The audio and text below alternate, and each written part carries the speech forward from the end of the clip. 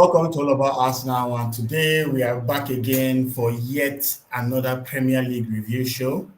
We've been doing this since Gameweek 1, and every Sunday by 8 p.m. you're sure we're going to have your panelists cook all the games that had this year that took place over the weekend and give their expert reviews. So obviously you can see them from different clubs. We have Man United, no, we have Liverpool represented, we have Chelsea represented, we have Arsenal represented, and it only makes sense to introduce the person that's on top of the table first. So Tino, how are you doing, sir?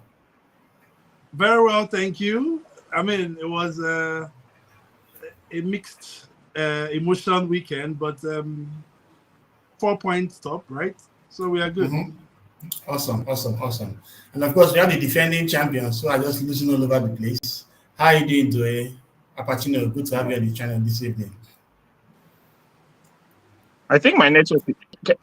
Can you hear me? Yeah, we can hear you. We can hear you, sir. Hello? Yeah, we can hear you. Go ahead, bro. Yeah, so I see the Liverpool getting to the network. Well, we thank God for the weekend. The Lord is in control. God said everything happens for a reason. So we are believing in God right now. We are taking our issues to the altar of fire and we are waiting on God. Okay, and of course we have Mr. Chooks in the building. Mr. Chooks, I don't know what you went to go and do for Joao Pedro after we all sold him in our FPL teams. That's now your side start having sense again. How you doing, bro? How's your weekend going? Yeah, I'm doing well. Maybe you should have introduced me before Doye because I'm above him on the table, right? So,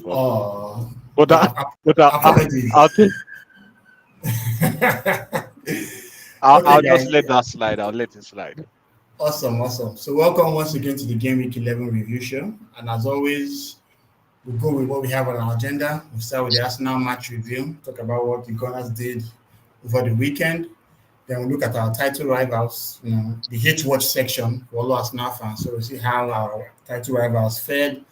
Then we'll look at other key results where we have a close look of the other games that were played in the Premier League. Then my panelists should go ahead and give their surprise of the week. The one fixture or the one moment within the game week that was surprising to them. Then we take a critical look at the injury watch, see how the injuries of some certain players in the game week could affect them. The good part about the injury watch this week is that there's an international break, so most of the players that might be injured might be fit enough for game week 12. We have a quick look at the Premier League table, and of course our game week 12 predictions. So without further ado, let's go into the Arsenal match review. And I'll start with you here, Tino. 10 wins in a row, 8 clean sheets in a row, feeling so good and feeling so fly up until the Sunderland game. And this was a game that had it all. But unfortunately, it took a Brian Brobby goal in the 94th minute to claim a draw for Sunderland and end Arsenal's streak. What was your take on the performance and what hurts you the most about it? Before that match, all through the week, the build-up of the match, I had, the Arsenal team has been picking up all sorts of injuries every match they've been going that we are pretty much light up front. And I felt that this game, we needed just that extra push. I was hoping we would find a way to win this last game so that after the internationals, we can have everybody back and, go again. So, Sunderland, I've seen them play. It's a team I enjoy watching, led by Granit Xhaka. They don't lose at home. I don't think that. I'm not sure if they've lost at home this season. So, and they are a team built in the mode of Newcastle. When you go to Newcastle at home, it's a physical battle. The ball is ready on the floor. It's set pieces, shithousery. So, I mean, I knew we were in for a fight. So when the game started the way it started, I wasn't surprised. But the first half we played was very poor. Not very poor, but it wasn't good. Okay, it wasn't. The team was feeling like maybe a hangover from the midweek. I don't know what to call it. Up front, clearly we were not fresh. It's the same Trossard and Saka, the Marino from midweek, right? We expect them to play all the game again. So, but second half they came out, they go down fire in their belly, got the equalizer, went ahead, and got pegged back. I mean, that is football. You have to give kudos to Sunderland. There's no moment in the. It's the fans have this thing of looking for faults. I can pick faults for all the goals that we consider that day, like the equalizer. I felt that maybe Raya could have, stayed on the line, on his line, and he gets that ball. Or if he was going to come, he come decisively and punch the ball. But some people can also say that earlier he had made some brilliant saves to keep us, keep us in the game. So sorry, but Raya didn't make any save in the entire game. No, he actually did now. Made a save, but he was offside. Statistically, he made zero saves. It's not FPL. It's not every time he was looked to FPL, bro. No, if you watch the game, zero saves. So the saves you are alluding to were offside. They were offside moment. Saves. Yeah. Exactly. So that's why it wasn't counted. But so what I'm saying in essence is that is the most test that he has faced in the last in the run. I don't think Raya has been stressed as much as he was stressed yesterday. Maybe not actual saves, but he was coming to claim crosses. Players were running into him. So it was a tough match, and I think the result, Arsenal, I feel played well enough in the second half to win, but I think going out with a point is we can take that home and go again. It's the Premier League. I don't know. There was no chance that we are going to run away with the league title with the way City is coming and everybody is on top of their game. Man United is resurgent. Chelsea is playing. They are picking up points. So it's going to be an interesting. I think the team of this season will be the squad, the team that can manage their squad the best. I think we'll see it through. So let's see how it goes. Awesome. So we have a couple of folks in the chat, like Chibuka Nwara, one of the panelists and one of the major hit watchers we already have. Speaking about Big Dan Ballard, he also said that the Sunderland midfield is among the top 8 in the Premier League. So, do you agree with this sentiment? Are they among the top 8 in the Premier League? If not, who are the ones that are better than them? Man, the top 6 that we already are aware of. Well, the thing there is I wouldn't call them amongst the top 8, you understand, in the Premier League, even though they're playing very well. You understand? They're playing very well as a unit. But I think that Sunderland's strength goes far beyond, just the midfield, you understand? Especially because nowadays when we talk about midfield, we are mostly talking about the central area. Yeah. One of those days where you talk about the right and the left, and those guys are now classified as forward. So just in the center, in the middle of the park, Xhaka is a very good player. He was very underappreciated at Arsenal. It took him leaving and going to Leverkusen and what he did, for people to start appreciating him again, despite the fact that every Arsenal manager that came in that coached Xhaka loved Xhaka and always started Xhaka, So coming to Sunderland, he's done wonders for the team. But I wouldn't say that they're amongst the top 8 midfielder. Right now, the whole team is playing really well. The whole team is playing really well. They're defending well as a unit. They're attacking well as a unit. I would love to see how that midfield will hold up, as the season goes on. Because one thing with the Premier League is this. When you do something new, it's new and people are like, okay, when one team figures you out, it's a copycat league. Other teams are watching, they're analyzing, they're picking up how these teams have approached the game against you. And then it'll be interesting to watch Sunderland, as the season goes on, when, what we call more like blueprint starts coming out. Now teams have seen how you're playing, there's more for them to take into the film room to study how to break you down, how to play against you and things like that. So right now they're playing like a top 8 midfield in the Premier League, but I wouldn't classify them as one of the top 8 midfields in the Premier League. Okay, thanks. Chooks, the first goal that Sunderland scored was quite shocking, in my own opinion, from the Arsenal defensive standpoint. For a team that had prided itself on its defensive style and keeping so many clean sheets, the way the ball bounced up to where Gabriel allowed Mukele to put it back, the way Declan Rice kind of lost concentration, and of course Dambala, the former Arsenal player, blasting the ball past Trier. Where do you think Arsenal could have improved in that moment?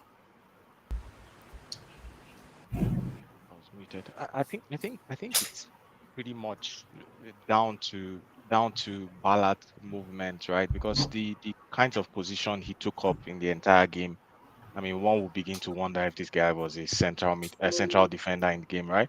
You could see him taking up striking positions on the wing, contributing to forward plays and all of that. I mean, Arsenal did the best they could, and they defended as a unit in the game. It was difficult for Sunderland to create any clear-cut chances, as you'd expect from an Arsenal game. So Playing from Tinnerly Campbell. I wouldn't really say that it was down to maybe um, concentration issues or thereabout. I feel like it was from the shape of Sunderland, right, and how down Ballard kept you know changing shapes and changing position all through the game. I felt like that confused the whole concentration with regards to your central defenders and Calafiori for Okay, that goal. okay, awesome. Hi, Rory. Welcome back to the chat. We had Yeah, a thanks for clutch. having me. We had a clutch goal from Trossard yet again. Trossard is one Yeah. player that folks don't appreciate that much. But for the way he has played this campaign, do you think the left wing is now his for the taking, or will he still compete with the likes of Martinelli and Izzy for that spot? Um, I don't know, to be honest. I'm just so deflated at the moment, still to this day. Yeah, it feels like a defeat, to be honest. Yeah, I can't even express my feelings right now because again, every draw, every loss in a title race feels like a defeat. And especially when you're this early in the season, it just doesn't feel good because we had that game, especially in the second half. With Trossard, as you mentioned, Anthony, when we're 2-1 up, I was so sure that we were going to see out the rest of the game. But, credit to Sunderland because, they have come up this season and they're probably one of the best, new promoted sides I've seen in the Premier League in a long time. And I think their home form is definitely going to save them from relegation.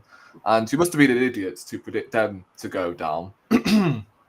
Yeah. So, but with Arsenal, right, first half was shocking. We got bullied in every element. I think we had one shot on target that entire first half, and that was from the free kick. That was it. Second half, it was a lot more encouraging. And I thought we were all over Sunderland until we scored the second goal. And I was really impressed with the way we played. And I'm not going to lie, if I am taking positives out of it, I was tweeting out at half time that I don't see Arsenal turning this game around because we just didn't have any direct runners on the pitch. Saka ain't a direct runner, neither is Marino, and neither was Trossard. So I was struggling to figure out how we were going to turn this game on its head because, Sunderland have the third best defence in the league, I believe. I don't know if they still do at the moment, but I do know they are up there with one of the best defences in the league. So I was struggling to think, do I really optimise here or? But to be fair, we did turn the game around, and then it was just that late dagger. And look, we can talk about the referee, right? It was absolute hippo shite, right? Just fuck him. He didn't have control of the game, man. He didn't have control whatsoever. He, by any means, is not the reason why we dropped points. So this is just a separate thing. You get what I'm saying? Mm-hmm. But the free kick he gave, which was obviously in Sunderland's half, never a free kick in a million years.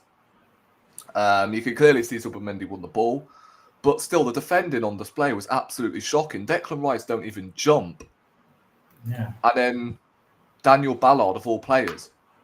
And obviously he had to make the block at the end to deny us the win. So frustrating. And then the second goal is just a calamity. Like, I don't know what Raya is thinking. Yes, Gabriel needs to take some responsibility as well, but why is Raya coming for that? Which I don't have a problem with, but his mindset was to go and catch the ball when he could have just punched it away. Punched it, yeah. Because if you look at the direction of his hand, because even Tino Luke made that comment, as a goalkeeper, if you want to go for that kind of ball rather than staying in your line, you must get it.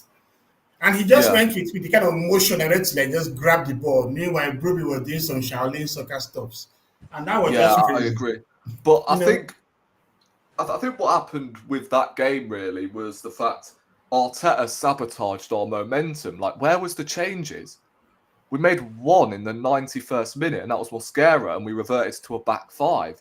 Yeah. Which, again, like, I don't have a problem bringing on defensive reinforcements to see out the game, but from what I would have done, I would have definitely brought on Norgard instead of Mosquera. You could take off Eze if you want, stick with that same back four, and then you have three defensive midfielders in Rice, Norgard, and Zubomendi to see out that game.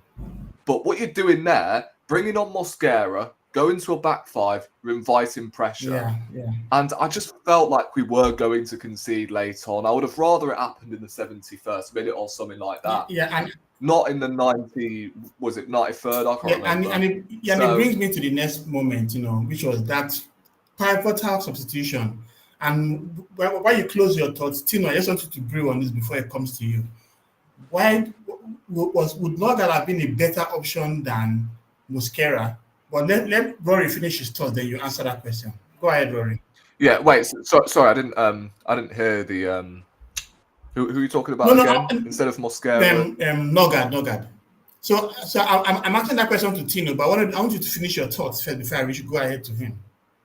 Yeah. So as I say, like it feels like a poor result, but obviously I'm not going to come on here and like overreact. Like it's one result where we've dropped points. It's the first time we've conceded more than one goal this season, so I can't really like come on here and overreact and say we're in trouble because we're not.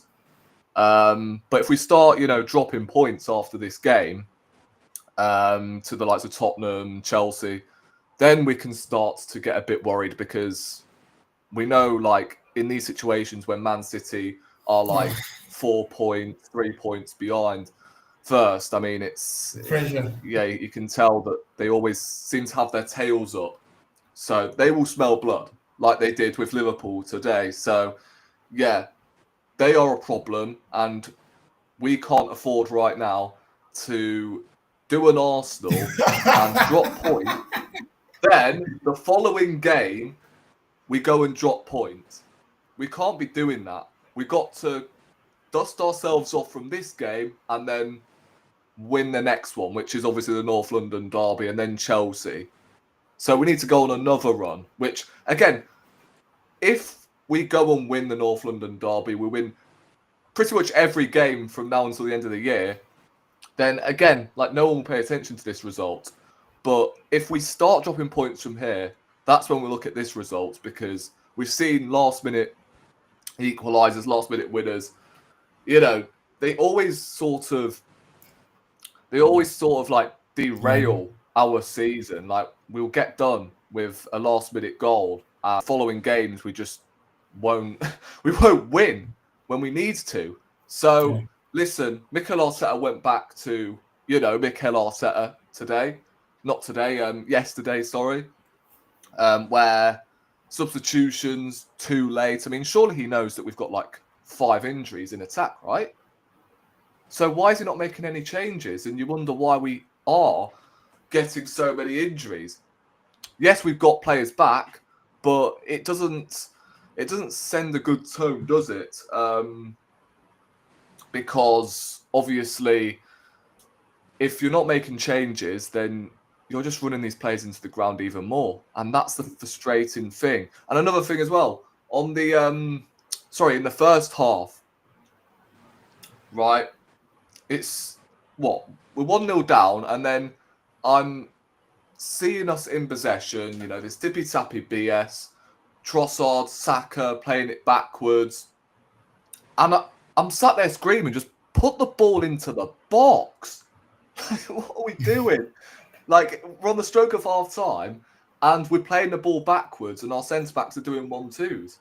Just put the ball into the box. What are we playing at? And then, Marino, I don't really want to, scapegoat players, but apart from when he's in the 18-yard box, I don't know, what he brings. I think I've seen him more on the floor than in the 18-yard box. At times, I see him behind the two centre-backs who, obviously in possession, they push up. So, what is going on? Why is Marino always sitting so deep between the two midfielders? I don't get it. Luckily, this won't hopefully be a long-term problem because Gyökeres should be back after the international break. But it's just so frustrating, bro. It really is. Yeah, I really get your frustration, man. Yeah. So, Tino, back to one of the points that Rory made. Obviously, he needed to see out the game. And if you remember, when we played, was it Athletic Club? Yeah. We brought in Norgard, who played alongside Rice and Zbimendi, and there was that confidence in seeing out the game, which we did. Norgard also came on, I think, against Crystal Palace too, when we wanted to see out the game as well. But in this game against Sunderland, we chose Mosquera instead of went to a back five. And what that really caused was that it exposed us for more balls into the box, and Sunderland had more possession in midfield as well. So was that a tactical error in your own opinion? Should we have done something differently? So at the time of the sub, I didn't see any much wrong with the Mosquera sub. But in retrospect, I've seen the game again, and I felt that Rory made mention of our not using the subs enough. And we had just played in the Champions League, okay, midweek. I felt that maybe Waneri should have come into the game at a point towards the end, in the second half. I felt Norgard should have definitely come on. If you are trying to see out the result, he's tall. He's used to defending set pieces and stuff like that. So, I mean, in retrospect, but the reason we considered wasn't because of Mosquera. I still put it down to the goalkeeper not being decisive in his action. If you are going to stay, you stay. And that ball comes into your arms. If you are going to come for a punch and take the strike and they go defender and everybody out. So because when you think of the fact that Broby's shot was kind of very slow, it was an acrobatic move with Gabriel on him. So if Raya was really on his line, it's been a routine save. Yeah, the ball lands into his hands. It's not a shot. It's not a serious, it's not a problem. But another thing I wanted to mention is also, I'm also not a fan of Merino 9 in regards to how we play. So whenever Arsenal is down to Merino as the striker choice, fine, he gets goals, but it affects the fluency. He's not a good associated player in front of goal.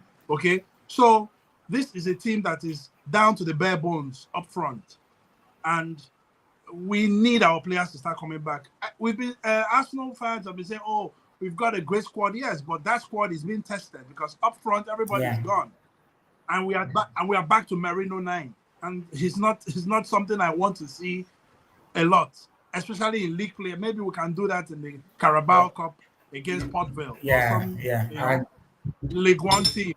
But we can't be going to Premier League club away grounds with Merino 9. It's not a tenable solution for our strikers.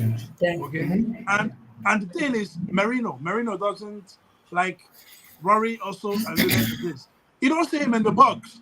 He's standing next to Timber, and he's trying to build play. I mean, what's that? Your striker should be in the box or making runs.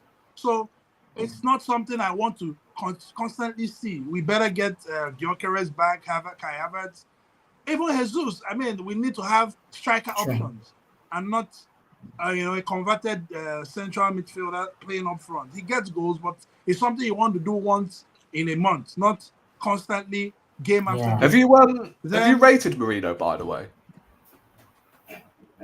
like he's in the Arsenal. Yeah, like in general. Yeah, I think. Yeah, I see him like Squad player at best. Yeah. You remember Ray Powell? You remember how the role that Ray Powell had in Arsenal back in the day? I mean, he's not a regular player, but he can plug a few holes, and you need such players in the team. So I'm not gonna. He's not going to win us titles, but he can keep. He's a level. He raises the floor of the midfield, but he's not a ceiling raiser. So I need him in the team. I need him to come in, and when we are defending, maybe you need an extra body to throw. But you don't want him playing consistently up front or in attack in left 8 consistently over 5, 6, 7 games. No, he is not. We are not going to go anywhere with that. Then the sequence of there's something I want to also mention with Man City, because I told you I would need to go, but Man City is coming back in. But I watch them, and this current City team doesn't give me the same Jeepers Creepers Pep's team used to give me. And I'm going to put this theory to the test in next game week. I don't think they go to Liverpool, to Newcastle and win after the intermission. That'd be a very tough game for them. However, if they go to Newcastle and win, they're going to be 1 point behind Arsenal. Then we play Spurs the next game. Pressure. So the next round of games is extremely crucial. Nobody is going to win or lose the league in the next round of games, but it's going to affect the mindset of how the team is discussed, how the team sees themselves. Because if Arsenal do not go on, if City win Newcastle, fine. If Arsenal with that pressure go and beat Spurs, great. We are game on. But if that puts any pressure on the team and they go to Spurs and maybe get a draw, or Spurs come to the Arsenal, it's at home, the Emirates, and get a draw, then there's a lot of conversations will be had. So I think the next round of games is very important to how the team is going to shape up. I don't think the Sunderland result is a tragedy. It's bad. I would have loved to win. We're winning with 1 minute to go.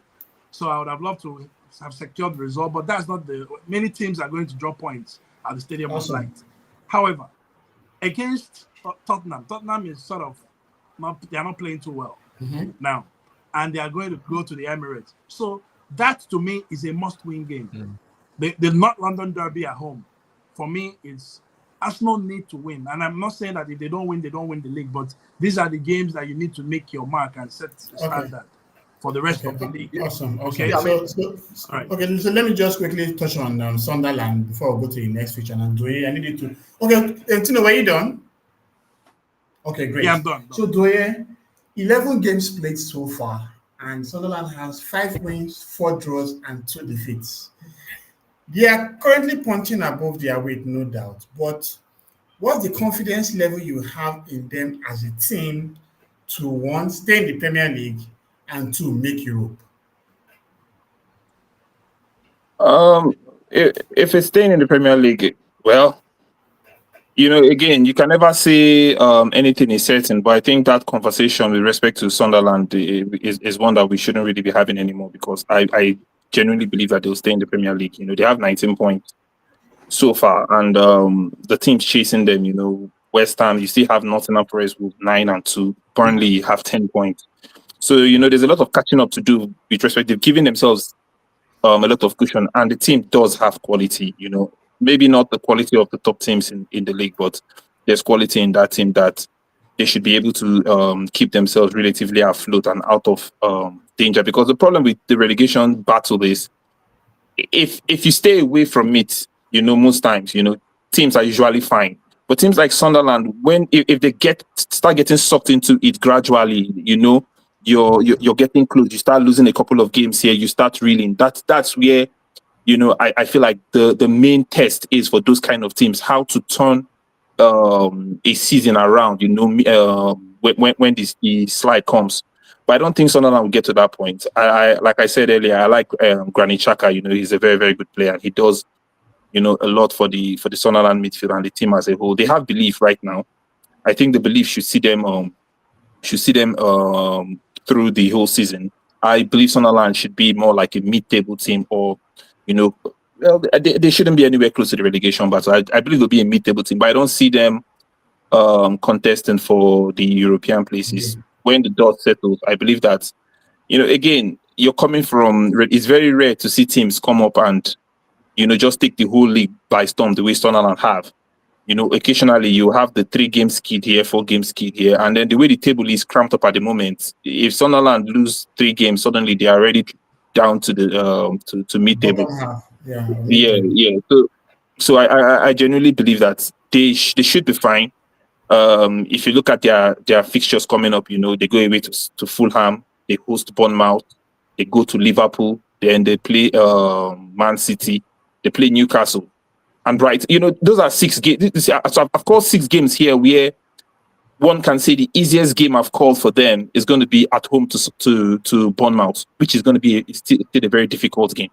So again, like I said, sometimes in the Premier League, you want certain kind of fixtures to at least give you some sort of make you comfortable, which is what Sunderland have had. They've gone through the tough game at home to Arsenal, and come out unscathed. Well, because a draw for them is coming out unscathed, to be honest. Yeah. So they should be fine. But the next couple of games that they have coming up are very, very, very, very tricky games. And I will not be surprised if we come back here in 7 weeks' time and we're talking about Sunderland having won maybe only the game at home to Leeds, because that's probably the only game where they'll be favored to win. So it's a long season. They've done well, but I don't believe it's going to last. Like with them being that high up the table, they're going to drop down after a while. Okay, awesome. So Ebuka believes that they will finish in the top 10 easily. He also has a bet on them. I'm sure he's going to cash out on that bet. So let's look at our title rivals, and I'm going to talk to Chooks on this. This was the game that started the game week. Man U versus Tottenham. Tottenham and Man U. I remember the last time they played in the Europa League final. That was one of the worst games I'd ever witnessed in quite a while. But this game has some excitement around it. Try with the late, goal from the elite, and of course with Richarlison thinking that he had won the game. So I heard somewhere that Tottenham has the worst record at home. I think since they moved into the Tottenham Stadium, whatever the bloody hell they call it, White Shite Lane or whatever. Can they ever muster wins at home? Because it's just looking like they are more suited to playing away football. I mean, yeah, at some point they would get to win at home, right? But their home form this season has looked really total shit house, like you said, right? And but they're the on the flip side, I think they're the best away team in the league as well. So if you look at the away table, Tottenham is leading the away table in the league. So they've won four games, drawn one. I don't think they've lost any away game. So Yeah. yeah, it's I mean, at some point maybe you can give them some slack because they have a new manager who's trying to put things together, and the number of players out injured, you could argue that not many of them would make the first team, but I feel like a few creative players are there who can hold their own on a good day. So I don't think it will continue like that. At some point, right? I feel like they'll get their acts together and begin to gather those points that should take them to their ambitions. Again, it's difficult to say if they would finish in European spots, because with the way the table is looking now, uh maybe we want to wait till January to see how the table shapes up. But Aston Villa jumped from 12th or 13th to 6th. They're now top 6 from 13th last week or 12th last week. So there's a lot of bouncing around going on the table now. So difficult to really tell where teams will finish. Again, maybe I'll just wait till the first month of next year, and we'll see where they go from there. Okay, awesome. So Rory, and there was a panelist among us. His name is Achike. I'm not sure you know him. when Man United beat Sunderland, he had a very bold prediction. I was actually going to take a bet with anyone in our WhatsApp group that Man United was not going to lose any game till January. And they've won Sunderland, right? They beat Liverpool at Anfield. They won Brighton 4-2. They had a draw with Nottingham Forest. And as at when Richarlison scored that goal in the 91st minute, I was already ready to quote him and just release my banter on him, only for delete to equalize. So the question now is this: do you think Man U has what it takes now to maintain this run, and has Amorim finally got the right formula for his team? It's a good question. If you're putting my bias aside, I think all it takes is, well, I think right now Man United have the capability of, putting together a consistent run to maybe, I don't know, like by the time if they have put the consistency together and got a few results, they could be in the top 4. I don't know. I think right now you could say, yeah, they are probably in a top 4 race. But I think one of the things I can take away from Man United, and one thing that could actually help them with the consistency, is I would say probably the substitutions that Amorim makes, like mid-game. I mean, you saw them at the weekend. I mean, there were. I'm pretty. Hello came on, which was expected, to be fair. And then the only thing that's hindering Man United of putting together some actual consistency to sort of kick on. I was hearing title race talk from them beforehand. I think they've gone awfully quiet after that because, again, they were never in a title race in a million years. So for me, their focus should be, getting back into Europe, because this is the first time I've seen them not in Europe since 2016 or something like that. So yeah, listen, I think Man United do have the capability of putting together some consistency, but it's just right now, I think it's their manager that's holding Man United back, and obviously he has his favourites, and all managers do, to be fair, as I mentioned, likes of Dallo and Ugarte, etc., and their wing backs, obviously he has favourites for some absurd reason, although he does play 3 at the back, so he's going to be obsessed with defenders. So I think that's the only thing really that's stopping them from actually maintaining the form they are on at the moment. It's a drastic improvement, but again, I wouldn't say it's good enough to be chatting your way up to a title, that's for sure. Again, you need to maintain at least, firstly, you've got to win 5 games in a row, which Man United have been incapable of doing. We've done it twice in the space of 2 months. So, but I think if we're talking European places and top 4, then yeah, I think I'll say Amorim needs to sort of address the substitution situation, because he's cost Man United a few points with his substitution. So that's probably one thing that they could address to maintain this form at the moment. And right now, Ibuka is aligned with it. He says, spot on, Rory. Amorim is holding this team back. So, Tino, let me just touch on a comment that Ibuka made in the chat, and I'd like you to speak on this. He said that before this game, Spurs were only able to get points at home to Burnley and Wolves, and that's true because they lost at home to Bournemouth, they lost at home to Aston Villa, they lost at home to Chelsea. But Amorim couldn't get 3 points in a game where other teams are getting 3 points. So was it a case of Amorim not set up to win this game? Was it a game that Man United, in all honesty, bias aside, was this a game Man United was expected to even win, despite the fact that Spurs had a bad home form? I think the Man United squad is not a quality squad. So the first 11 might be good, but when the team needs you to make changes, the guys coming from the bench usually don't maintain the level that has been set. So there's usually a dip. That could be on the coach, that could be on the quality of the players, but you know, we've started hearing terms like starters and finishers. So we need to start looking at a football match like a combination of the guys that will finish and the guys that will start again. When you make a sub, okay, for instance, you sub on Ugarte.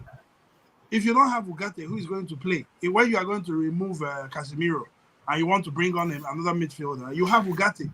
So if you bring on Ugarte, the quality of the midfield dips, and they can't hold results away from home.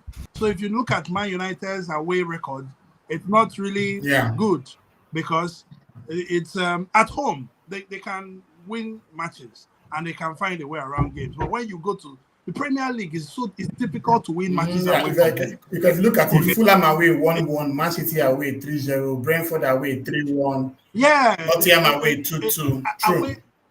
What happens is that the fans get on you, so you need a team that is capable of playing in hostile environments. And when you can't fight, because first of all you need to win the physical contest, then you now need to outplay them on the pitch.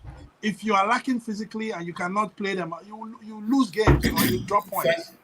So I feel that Amorim is getting to the point where maybe he's beginning to get a team that can play the way he wants, but he doesn't have a tool. He will need a couple of windows to get it right.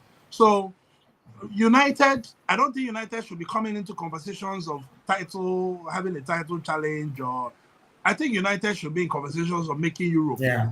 Okay, getting into the top 6. If they can make the top 4, that would be fantastic. But coming back into Europe, they are going to be playing only one game a week, so they can. I think they can manage their fitness better.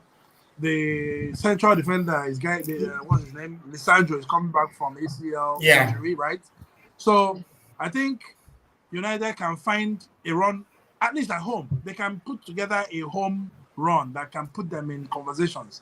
And considering that you have teams like Liverpool that are faltering, you have an inconsistent Newcastle that is in Europe too. So they're only relying on their home form in the league as well. So there are a lot of teams that have this similar problem to United, where at home they are decent, but when they go away, they can't play. So awesome. I don't want to put it on Amorim. I will put it on the squad. The quality of the squad, yeah. That's why I say the quality of the squad. So this will be the last comment we'll take on this game, and I'll talk to you on this duo, yeah. So as at the time of this podcast, Dragoshin is out, Archie Gray is out, Davis is out, Bissouma is out, Madison is out, Bergval is out, Kulusevski, Kudus, Solanke. That's 10 injuries. For any squad, even in the Premier League, 10 injuries is quite a lot. So with the amount of injuries that Tottenham has had so far and where they're currently placed on the table, I don't think that's a big chance. I think that's also quality for a goal. It's not a big chance. Oh, sorry, Tino. So with the amount of injuries that Tottenham has had and where they currently are on the table, which is 5th, do you think they are doing okay or can they be better? Well, first and foremost, look, you called a lot of players that you said were injured. But amongst the players you called, how many can you say are proper quality players? Let's start from there first. So I'll give you kudos. Kudos is looked good since he's gone to Tottenham. Yeah. Well, what about Solanke? Kulusevski is a decent player. Let's not get it twisted. Madison is a streaky player that even when he was fit at times for Spurs, he still faltered before he got his injury. He was at the point last season. He was in out. When he came in, he had a very good spell, but he's also come under criticism for some poor performances. Solanke has never really hit the heights at Spurs since he left. Since he left Bournemouth. So again, very good, decent, good players, but they are not the kind of players that I believe you'd cry so much about if they are out. Because if you look at the team that Tottenham still put out, you can still put out the team that has Richarlison, who has overcome his injury woes, even though his form is still not what it was. But you can put out Richarlison, you have Javi Simons, you have Brennan Johnson from one side. Odobert is also in that same mold with some of those players I called, maybe slightly below Kulusevski and Madison, but at least he's a decent Premier League player.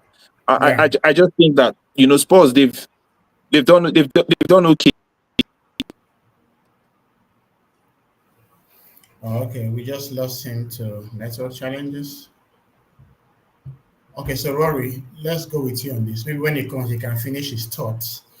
But this was a game that after Arsenal fans had seen us draw with Sunderland, we were hopeful for at least a draw. Yeah. But okay, Doye, before we go to the Yeah. Liverpool game, do you want to finish your thought because we kind of lost you? Okay, can you hear me now? Can you hear me now? Please. Yeah, we can hear you. Yeah. So So, finish your thoughts. so what I was saying about Spurs, again, I believe that you can look at the table and say this is where we are. It's a massive improvement from last season and everything. But I believe that you have to look at it holistically. They've had some head scratching results, and they are, from the way they've performed and everything, Tottenham, they are more likely to regress towards the negative than it is towards the positive.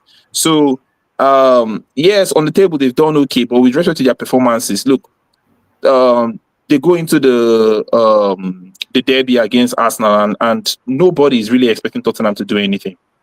Nobody's really expecting, because that's where the expectation comes from with respect to how they've played, not just the points that they've picked, but how they've played. It's just like Liverpool when the season started, when they were winning so many games, but there was still concern about how the team was playing and functioning. So I think for Spurs, whilst they've done well to amass the amount of points that they have, I just believe that if Thomas Frank doesn't sort out the way they play going forward, very soon they would have so many issues. The game against Manchester United, I saw that game, and then, to be fair, Manchester United, I believe Manchester United they were very comfortable up until when Spurs got the first goal. Manchester United were fairly comfortable, even though United didn't come out to kill the game, but I didn't really see how Spurs were going to score until the goal just came.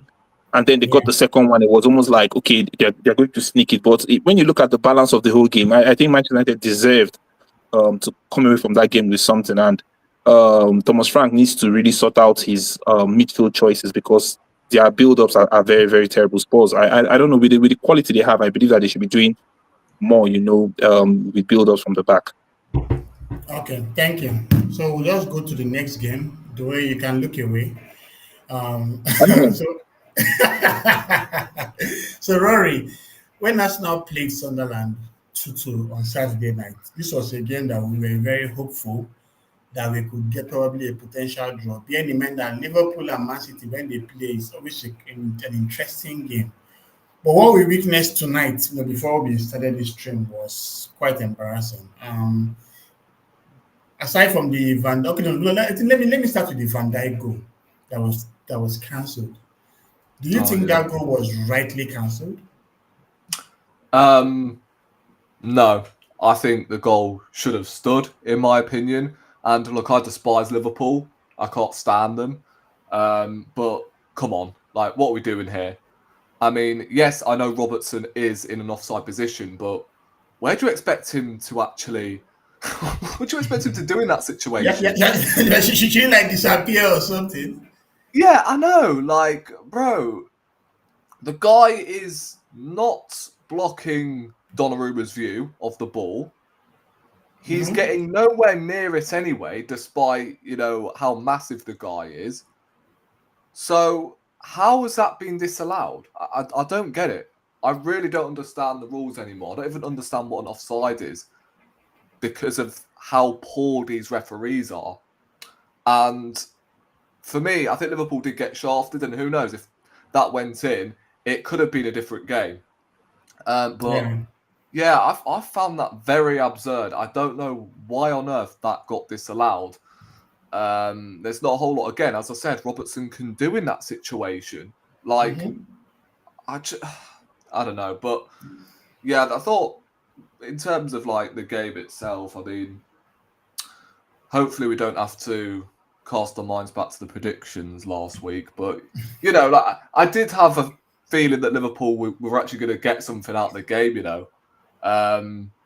But City, I'm not going to lie, they are a problem at the moment. Got Jeremy Doku. Yeah, Jeremy Doku making Conor Bradley look like he's still at blooming Bolton, for God's sake. He was getting tormented down that side. And to be fair, Doku he's actually played well this season. I've got to give him his props. Like he's probably been, if he had end product, in fact, I think he'll probably be one of the best wingers in the league. You know, can't believe I'm saying that because, again, like for 2 years straight, I've found him very like overrated. And I don't know like why Man City fans keep gaslighting him, but this season he's shown levels. In all fairness to him. Speaking of gaslighting, I mean, at what point do Liverpool fans just cut their losses on Florian Wirtz? Because Jesus Christ, I mean, you know what it is, right? And you know what I found funny? Because I've said this before. I think Fabio Vieira had a better start to England than Florian Wirtz has in the Premier League so far, which I find mental. And now Fabio Vieira's playing at bloody Hamburg, or I don't even know where he is at the moment. He's playing Hamburg, I don't even know if he's on loan or if he's. I think he's on loan again. You know? Yeah, he's on loan. Yes, the option to buy. Yeah, and Liverpool fans, like every single touch, every single chance he somewhat creates, not really like chances, but half chances. They just gaslight him every flipping week. Oh, well, this is the game where Florian Wirtz is going to kick on, and he does sweet fuck all. Like, the guy, I mean, I compared him to 11 on Twitter, bro. Like, 11 from Stranger Things. Like, it's just, to me, Liverpool fans need to cut their losses on Florian Wirtz. I know it's still early, but considering you spent 150 million on Florian Wirtz, and you look at Man City's midfield, you've got Foden in there, you've got not even Rodri, for God's sake, their best midfielder. And then you've got, who else do they have in midfield? Gonzalez and Silva. Gonzalez and who else? Bernardo Silva. That was the other one. Yeah, so like, how is your 380 million midfield getting dominated by, Man City's? Let's be honest, like that's probably their 20th choice midfield in games. Like you don't really see Bernardo Silva starting a whole lot in midfield, do you? Yeah, he goes on the wing actually. Underwhelming for about a year now, and Gonzalez doesn't even start for them. So, for me, like Liverpool are just finished. You know, I think the best they can hope for is top four at the moment. It's almost like both teams in Man City and Liverpool have kind of done a reverse this season. Like Man City are looking more like their usual selves, and I did warn people that they were going to be back to their best. And Liverpool, I mean, with all their signings, great. They signed Isak, they signed Ekatike, who, by the way, can I just say, they love to talk about Gyökeres not turning up in big games. I can't tell you a big game Ekatike's turned up in, to be fair, because he did nothing when we played them at Anfield. He did nothing against Man City today, and against Real Madrid, didn't really remember him doing too much either, if I'm being honest. Yeah, so far, his only goals have been against Southampton, Everton, and Frankfurt. And of course, the early time when he scored Bournemouth and Newcastle early in the season. So Southampton, who are currently in the Championship, who I think they're 14th, right? They've just sacked their manager. So, yeah, it's really poor from them by their standards. Like you got Salah, who, don't get me started on him this season. I mean, God, he has been absolutely woeful.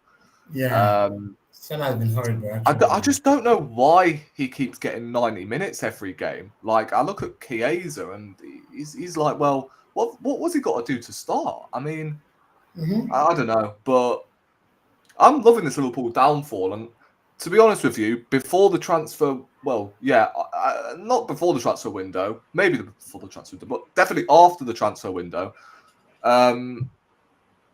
if you would have asked me who I would rather be in a title race with, Man City or Liverpool, I probably would have said Man City, to be fair.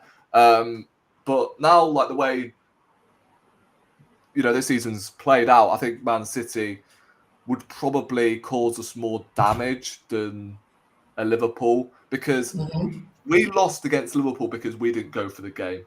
And they were there for the taking, and we got done by a free kick. Liverpool didn't really do anything, despite we had, obviously, Saliba injured and that. So,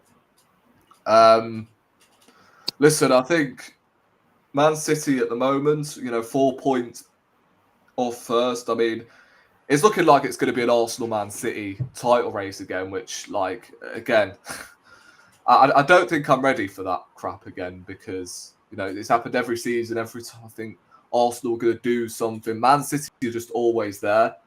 And that's why, obviously, last season was a great opportunity for us to take that league off Liverpool, but we didn't. And to an extent, Liverpool this season, I know they don't want to hear it, but I think Trent was the glue in that team. Because in that sort of game, it would have been perfect for Trent, because he can just pop them long balls over the top to beat the Manchester City press. But they don't have him anymore. And they had to rely on Conor Bradley, who's more defensive minded, and he got absolutely violated today. So Liverpool at the moment are in crisis, and Man City, they're looking good, I can't lie. Awesome. So Ibuka puts a comment here. He says, please give Douye 5 minutes to rant. That is what he's here for. So Douye, your clock starts now. Firstly, when I as the other panelists talked about Liverpool missing Trent, I started laughing, because we do this thing whereby something goes wrong, we immediately turn around and look at what was there previously that isn't there right now, and attribute that to being the problem. Last season, a couple of seasons ago, when Mane left, the whole world kept on saying, look, without Mane, Salah can't function. Mane is the reason why Liverpool is struggling. Mane is this, Mane is that. And the people that watched Liverpool were actually saying, look, Mane was in a clear decline. He went to Bayern Munich, he showed. He was clearly declining. We saw it, and we're telling people the main problem the team had then was the midfield. Now you see the club brings in Szoboszlai, McAllister, Gravenberch. Suddenly that same team, contends for the Premier League. They were leading the table with 9 games to go before they fell off. They came again the next season, and the same midfield went and won the league. So again, it's very easy to sit back and say, okay, look, Liverpool are missing Trent. That's the problem. Or some people will say Liverpool are missing Luis Diaz. That's the problem. But in all honesty, I believe that, like I said, the Premier League is. It's a copycat league in the sense that you have so many top managers in the Premier League. You have so many analysts. Somebody does something that works against Liverpool, suddenly every other person is doing it. If you watch Liverpool from last season, when I believe the wheels came off last season, and that's why I always thought that I was always very excited that Arsenal didn't do anything in the transfer market. But when you watch last season, when Liverpool played PSG, go back and look at the first leg against PSG. The Liverpool midfield couldn't even get the kick.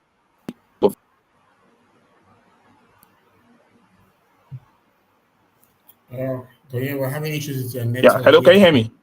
Yeah, I can hear you now. Go ahead. Speak Can you about hear the me game against PSG. Yeah, Yes, we can. Go ahead, bro.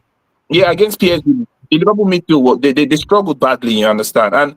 And since then, there's something that teams do. If you watch last season when Liverpool were pouring, there's a way Liverpool usually beat the press. Teams when teams press, they pass the ball to Gravenberch. He does that, his trademark spin. He spins out of the press. Suddenly he's running at your midfield. They are in creating. Salah was in the form.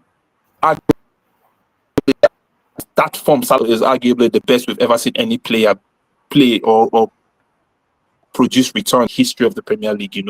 Salah's form was crazy and everything. So last season, Trent was also injured for a part of last season. That's the funny thing. Trent was out injured, and the team still, they played 2 seasons ago. Trent got injured. The team they got result. Last season when they beat Real Madrid without Trent in the side. Was injured. Conor Bradley played against Real Madrid. So again, there's a lot of this player was here, he's no longer here. That's the reason why. This player was here, he's no longer here. That's the reason why. I'll say another thing again and add. Had Liverpool lost Salah and Van Dijk to free transfers, the whole world would be saying right now that it's because they lost Salah and Van Dijk. That's why the team is struggling. That is the truth. Salah and Van Dijk in free agency. Everybody would be saying that that's the reason why the team is. Most of all these things that people are seeing and people are saying. You get. I personally, I'm not very very worried long term about Liverpool because most of the signings they made, they had to make those signings. I believe that the team is gradually trying to transition away from Salah. That's why they gave him a two-year deal. They're trying to transition away from Salah because of his age, and that's why they still went and got Isak in addition to Ekitike. So I believe that they'll be fine. If you watch the Liverpool Man City game, and so this is another thing again that people do. Sometimes you take the scoreline and you run with the scoreline.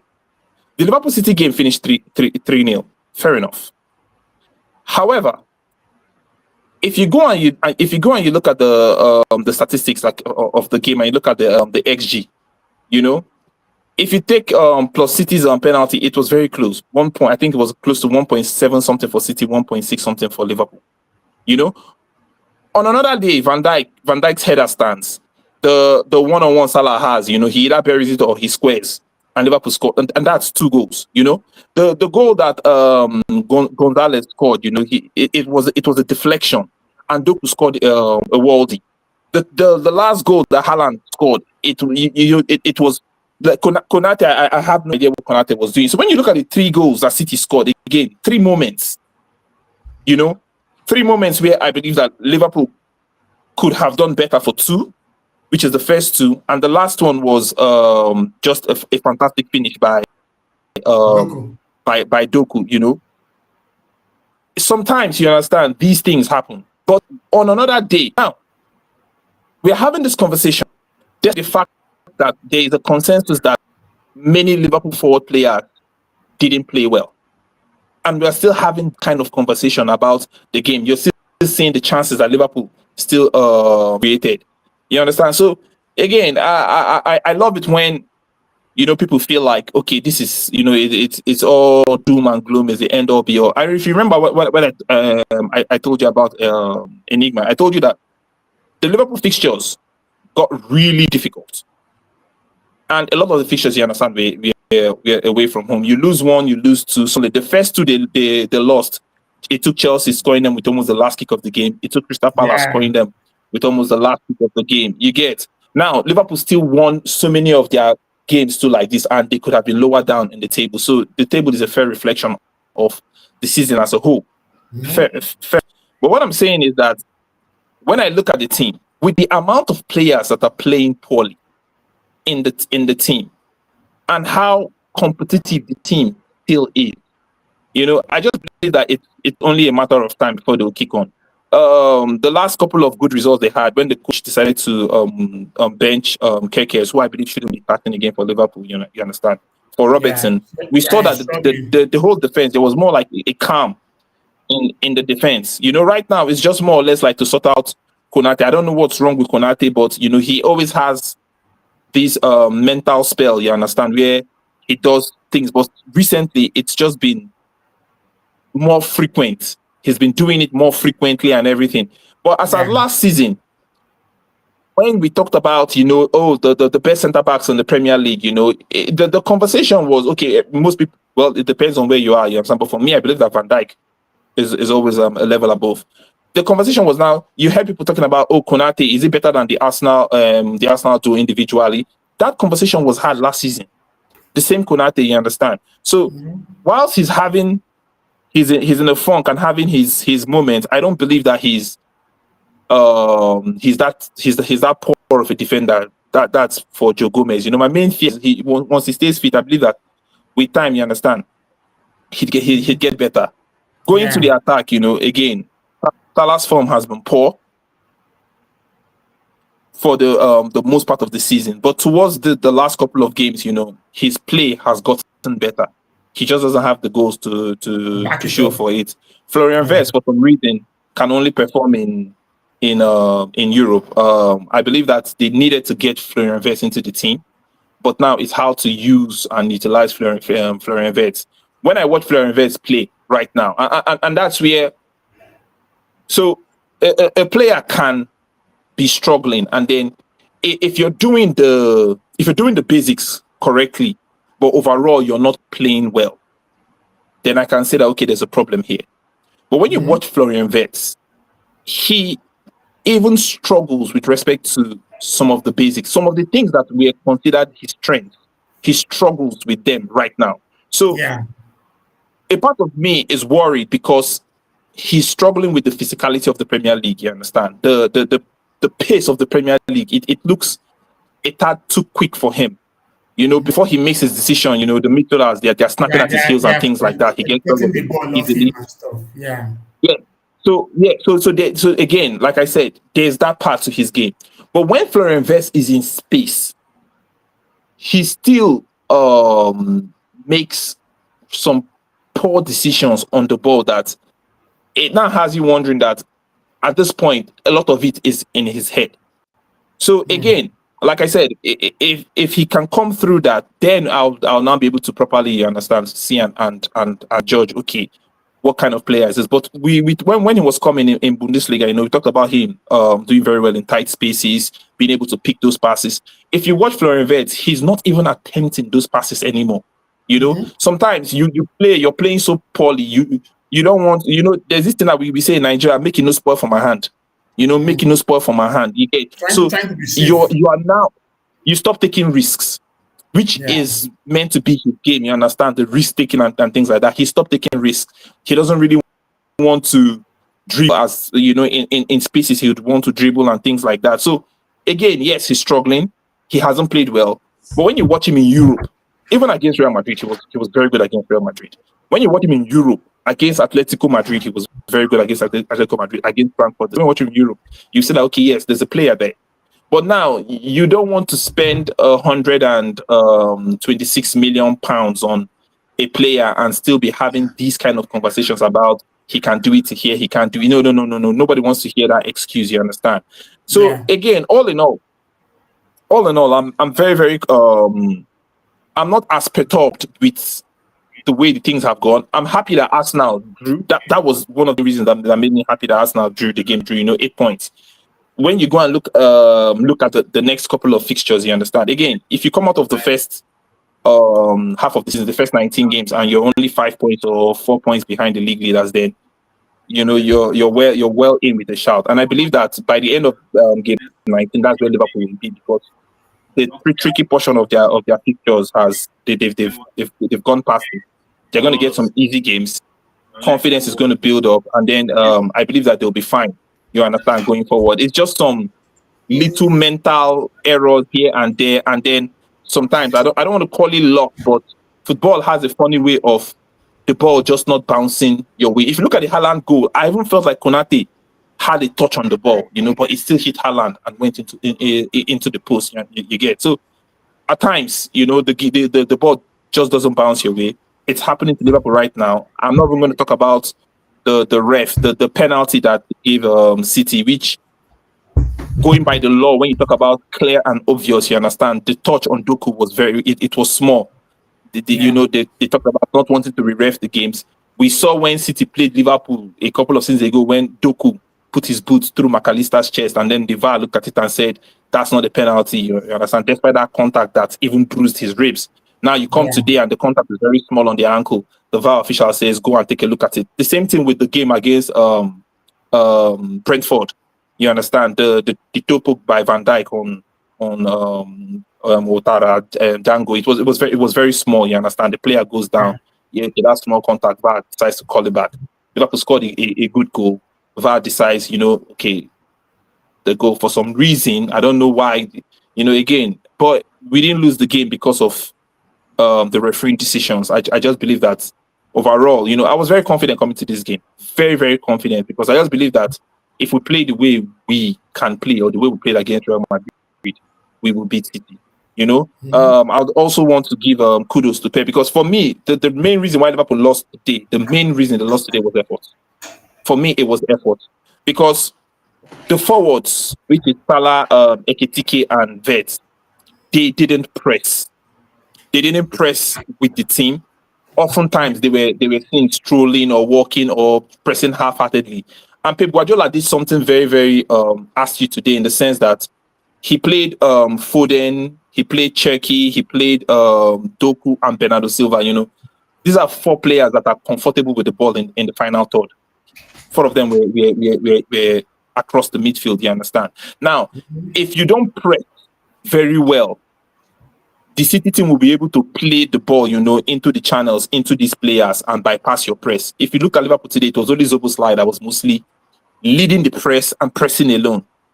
You know, so again, just some little issues here and there you get. It happens in football. The first goal that Haaland scored, if you watch the goal again very well, you know, again, these are just very, very small things. If you watch the goal again very well, in transition, Liverpool, they made a mistake in transition with how they like to switch.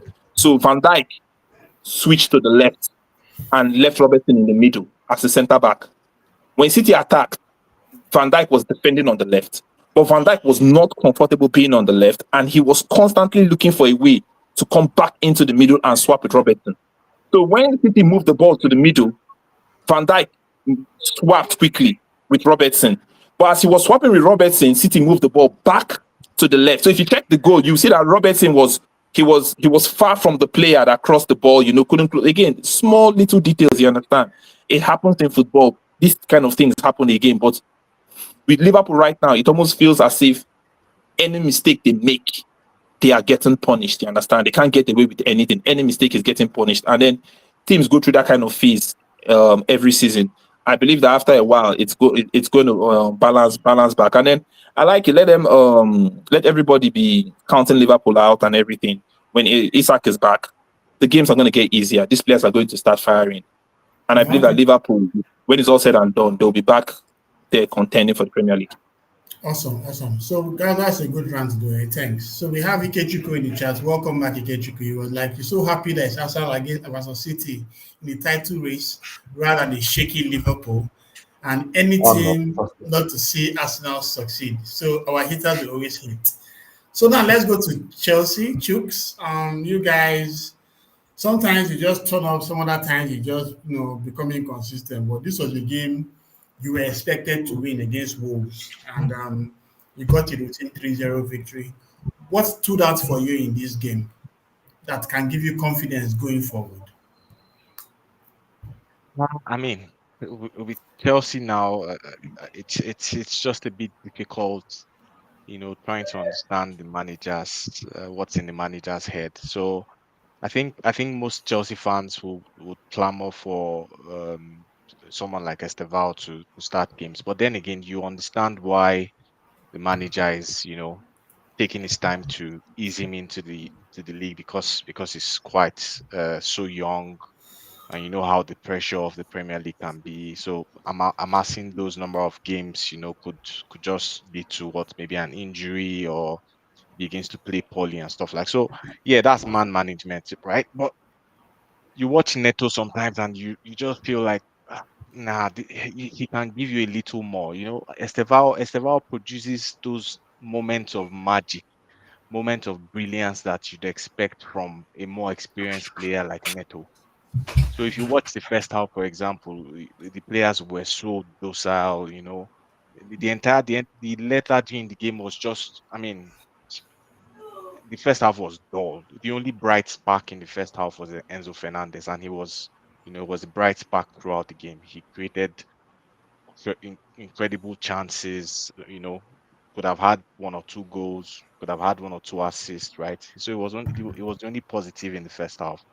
But knowing how Maresca played the game, I already expected that the second half was going to, be really good. So I wasn't surprised by the scoreline in the second half.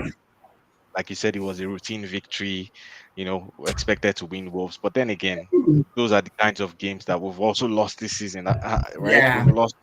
we've lost points to teams like Sunderland.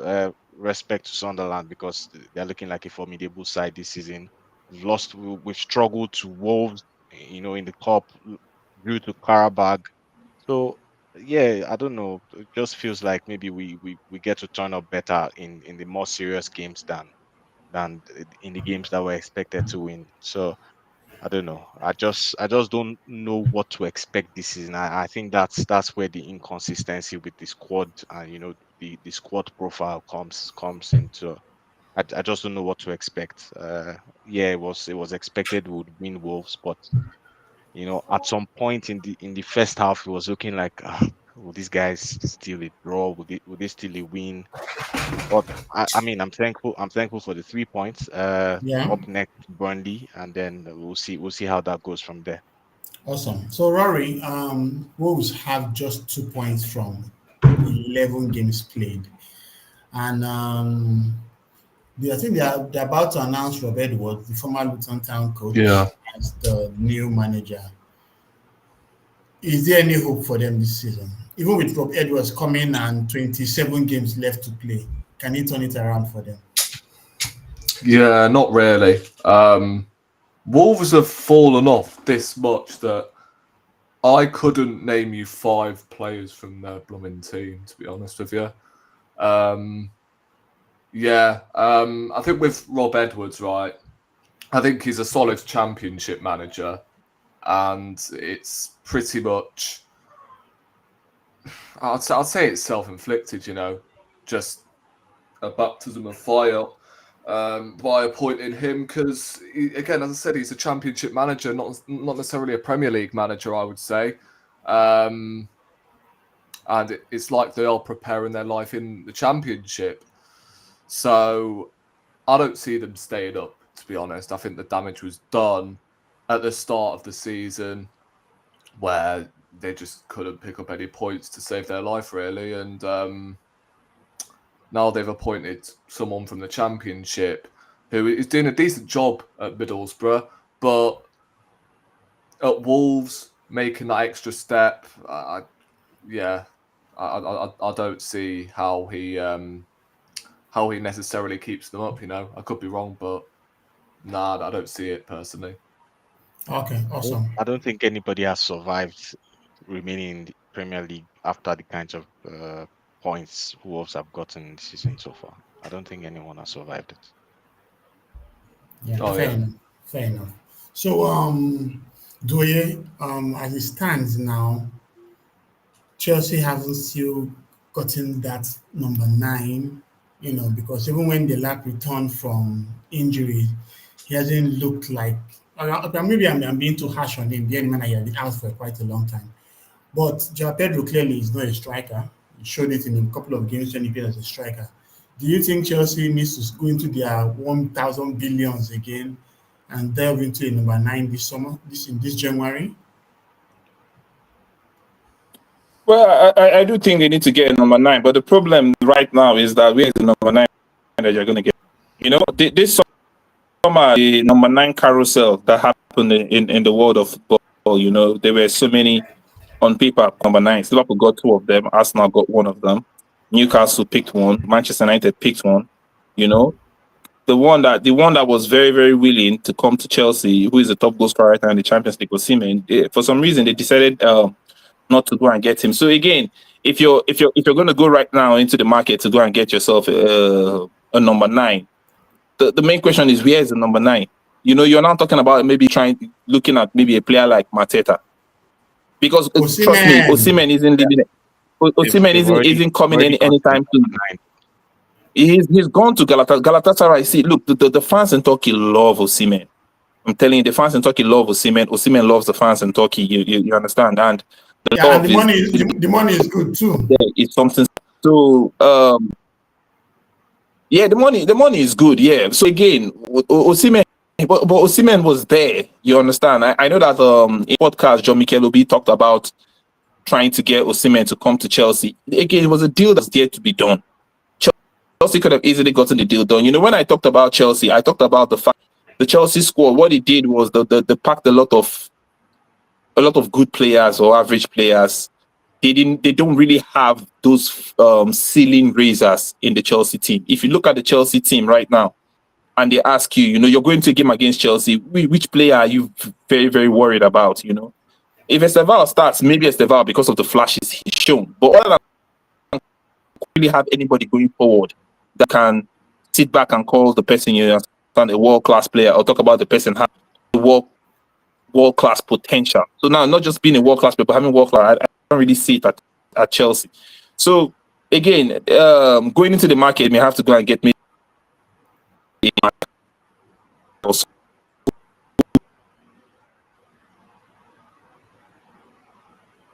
for some reason.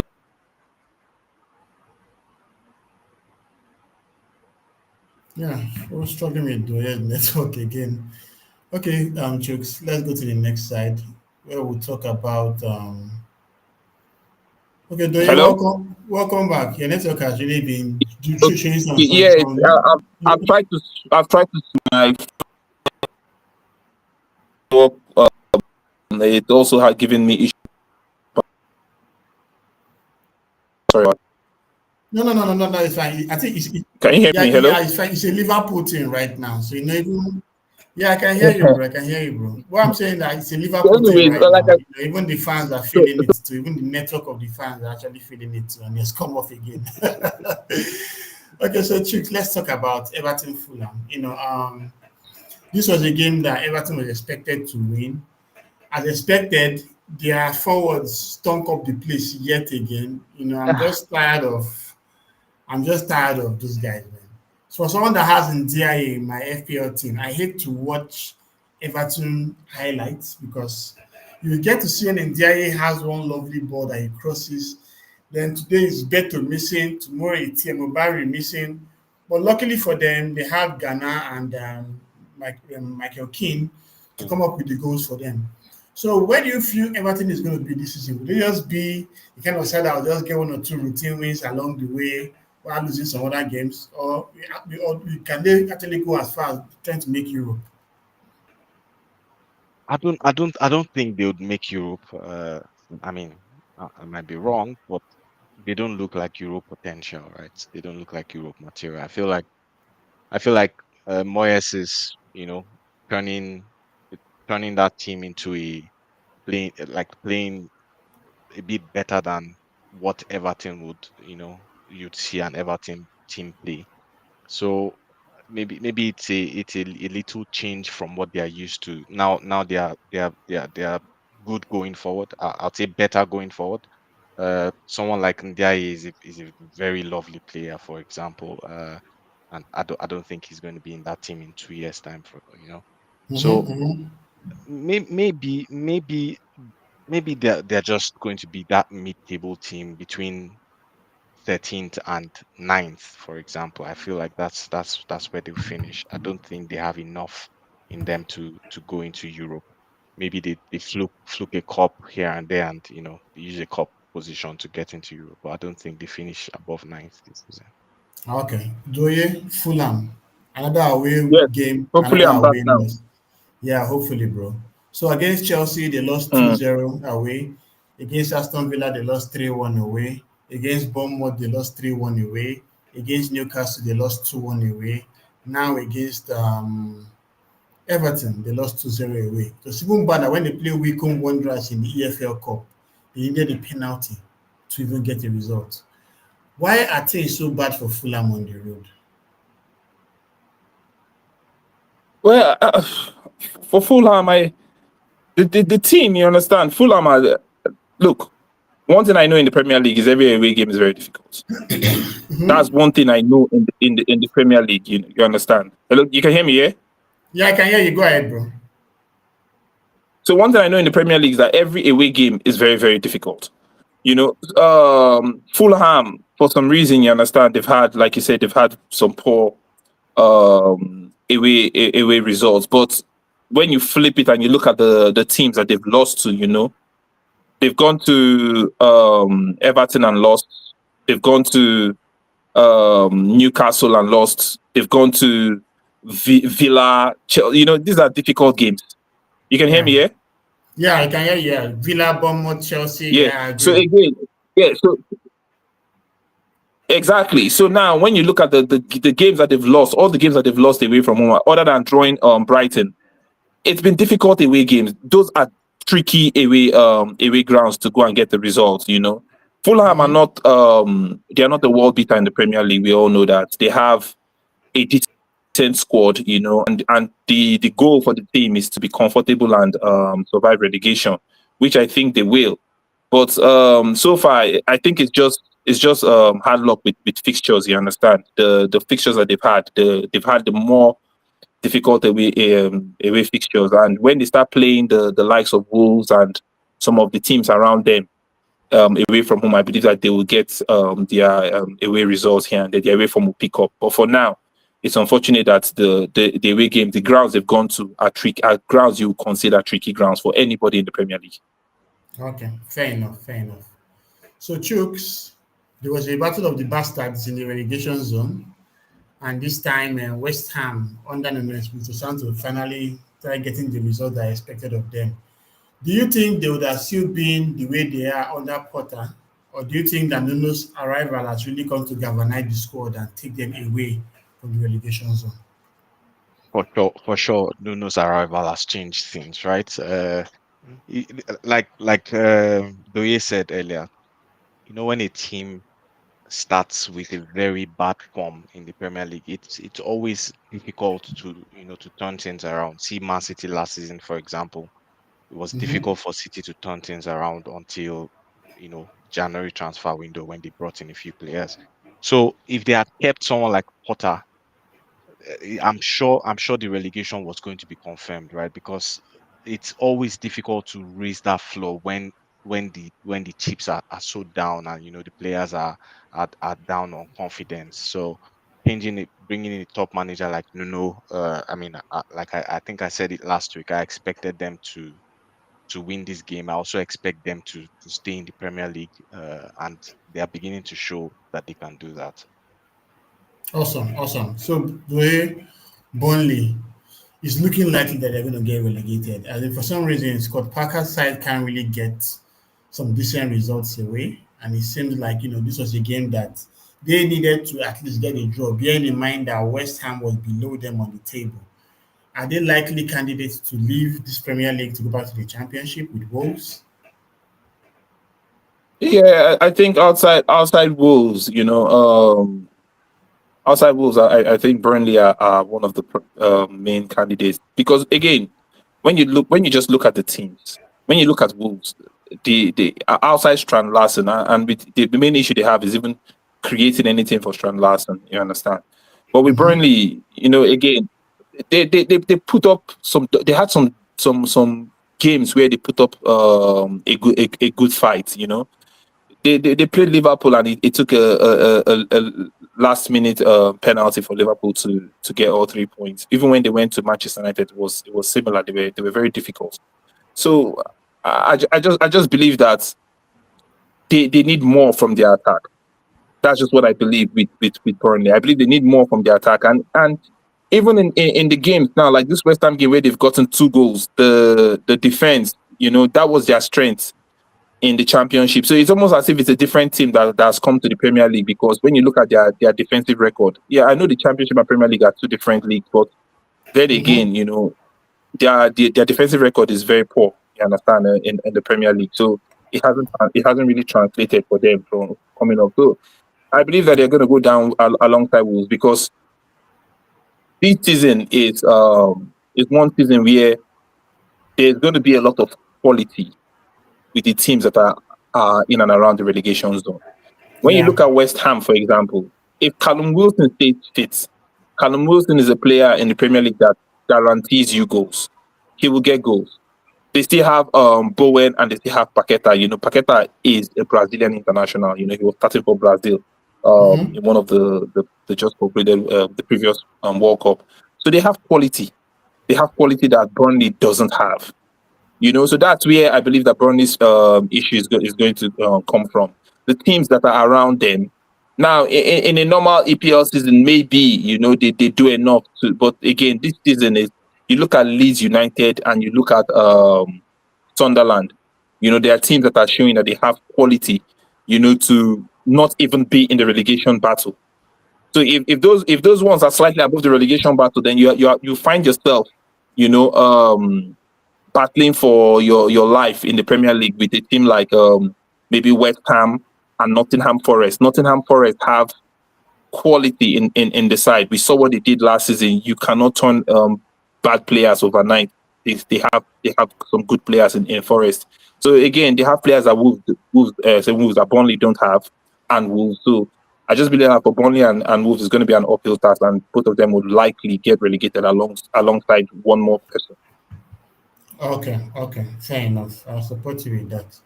Now let's talk about Aston Villa Bournemouth. Chooks. Yeah, hello? Yeah, I can hear you. And Ebuka even made a comment here saying that if Fulham are not careful, they might be dragged into a relegation dogfight. But then again, you made a very good point that they played very tough teams. So that's fair. I'm sure the fixture run will become kinder to them. So, Chooks, did you see this coming? Did you see Aston Villa smashing 4 goals past Bournemouth? Definitely not 4 goals, right? I can't remember what my prediction was last week, and I'm really keen to hear that again. But for this particular game, I think I always expected that Villa's home was a tough ground to go to, right? Mm-hmm. You could see the result against City, and again they've picked up form recently. So I knew I was expecting it to be a difficult outing for Bournemouth. So yeah, the scoreline surprised me, but the win didn't surprise me at all. I think I expected Bournemouth to lose the game. Yeah, but I mean it was one of those surprises of the week. Everything was just going in. From a free kick going in. Semenyo missing a penalty. Penalty, You yeah. know, almost every kick just kept going in, and despite all the chances that Bournemouth created in the game, I think they even out XG'd Aston Villa in the game. It still wasn't enough to score a goal. So you watch the game, you see the scoreline, you see two different things. But I guess that's what the EPL gives you. Yeah, I agree with you, man. And Ikechukwu made a comment. I think it was going in line with what Doyo was saying. So it's Burnley and Wolves, probably the potential things to be relegated. It's looking at Leeds. Leeds have also been losing so many away games. And obviously, we'll talk about that when we get to their own section. But Doye, Bournemouth have been in very good form coming into this game. They even had some very interesting away wins against the likes of Tottenham and whatnot. But going into this game, losing this game to Aston Villa, do you think, and they're currently in ninth place, do you think they are where they are supposed to be? Or can Iraola still push up to challenge for Europe?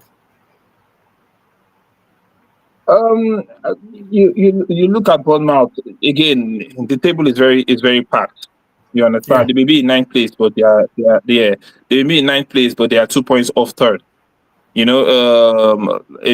think wasn't it last week or 2 weeks ago they were in second or third, something like that. Yeah. So hello, you can hear me, yeah? Yes, go ahead, please. I can hear you, man. Okay, yeah. So I just believe that look with the quality of teams that are ahead of Bournemouth, when you put it on paper and you ask yourself which team do they have more quality than, I don't think they have more. Maybe just Sunderland. Maybe just Sunderland from the teams that are ahead of them that you can say Bournemouth have better quality than. So I believe that this is around where they're going to be come the end of the season. They're going to be a mid-table team. They have to also hope that Semenyo, he keeps on producing as he has, because the Premier League is a very unforgiving league. When you look at Bournemouth, they have a couple of players forwards that last season did really well, and then he's dropped off for a while. Evan Nielsen scores the goal here and there.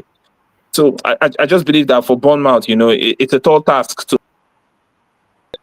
with the other teams that are above them, because when you look at the quality that those teams have, it goes beyond one or two players.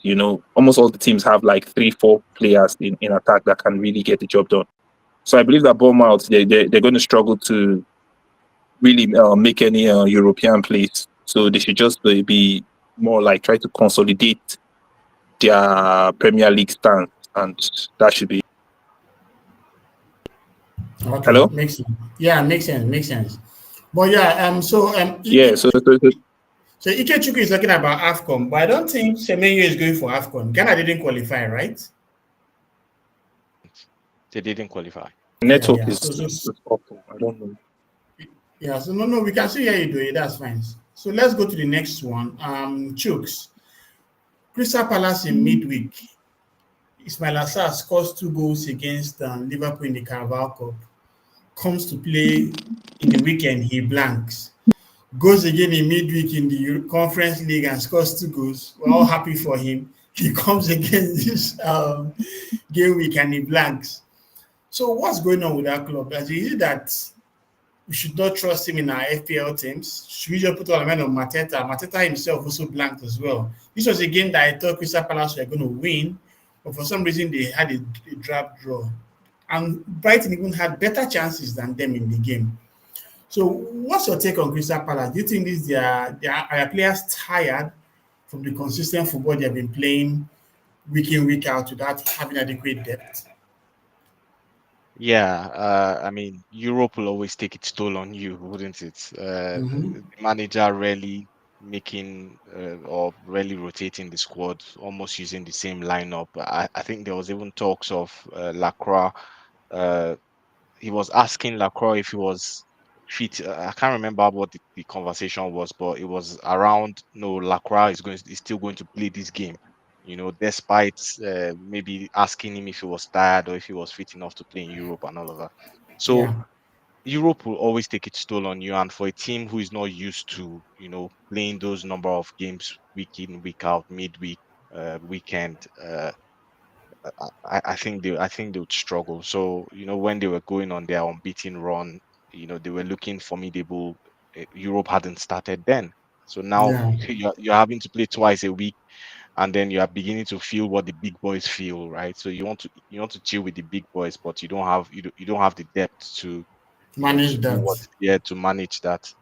So yeah, with regards to Sarr, I don't know. I feel like he's a player who thrives on lots of spaces. So that's why every other week when he plays Liverpool, he's like Messi, because the Liverpool will always give you that space, right? Because Mhm. Liverpool is bigger team, and then they're going to feast on the counter attacking space.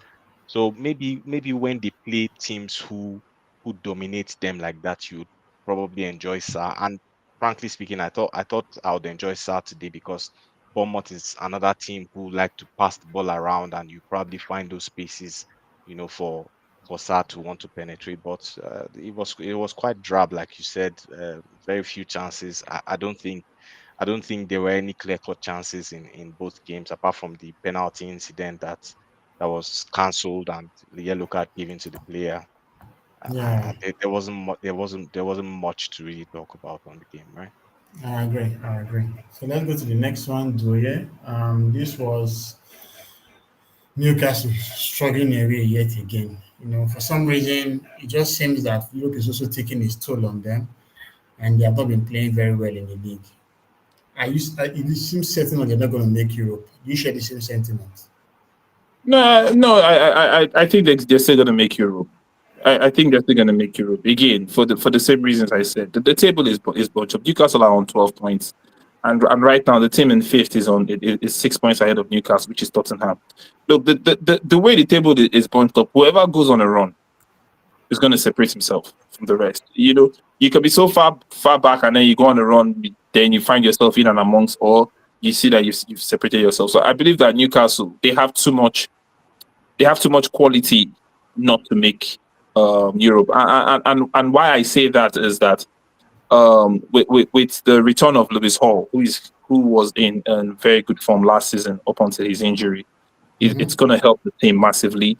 For some reason, what do they call him? They're signing the Langa hasn't really done Kicked hasn't in. hasn't done. Yeah, he's been a Florian Wirtz for them, and what they call him, Gordon also hasn't really kicked on. I don't know if he's missing Isak or something, but Gordon also this season has been, he's been struggling. But we've seen Gordon play football. We've seen these Newcastle players play with their midfield that is Tonali, Guimaraes, and Tonali. It's set. It's already set.